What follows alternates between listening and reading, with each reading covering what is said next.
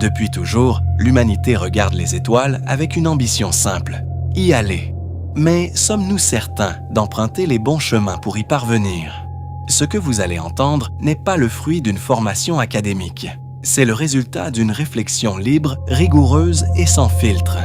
Première question fondamentale, a-t-on vraiment besoin d'une combinaison intégrale dans l'espace? En observant l'évolution de la plongée sous-marine, on pourrait penser que non. Mais le vide spatial n'est pas l'eau. Sans protection, le corps humain perd conscience en 15 secondes. Les liquides s'évaporent, les tissus gonflent. Le vide est une contrainte absolue, irréductible. Cependant, la forme de cette protection pourrait évoluer radicalement. Des combinaisons à compression mécanique y travaillent déjà. Deuxième problème majeur, la propulsion. Aujourd'hui, la quasi-totalité du carburant d'une fusée est consumée uniquement pour quitter l'atmosphère terrestre. C'est le goulot d'étranglement de toute exploration spatiale. Nous sommes prisonniers d'un paradigme chimique vieux de plusieurs décennies. Des alternatives existent pourtant. La voile solaire, qui utilise la pression des photons du Soleil, a déjà été testée avec succès par la sonde japonaise Icaros en 2010. La propulsion ionique, plus efficace sur le long terme, équipe déjà plusieurs sondes de la NASA. Et surtout, la propulsion nucléaire thermique. Un réacteur à uranium enrichi chauffant un ergol pour produire une poussée 2 fois supérieure au moteur chimique.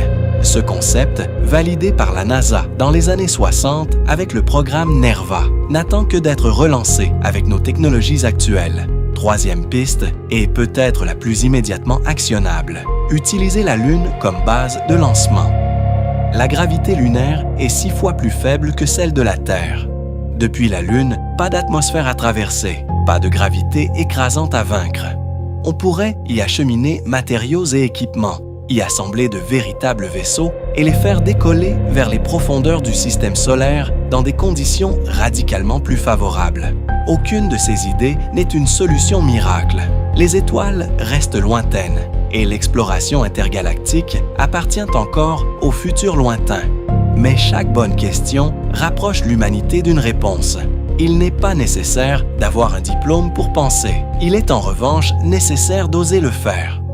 Je m'appelle Action Parallaxe et ce n'est que le début. Si cette réflexion vous a intéressé, abonnez-vous à la chaîne Action Parallaxe. D'autres questions, d'autres idées, d'autres perspectives arrivent bientôt. Parce que penser librement, ça ne s'arrête jamais.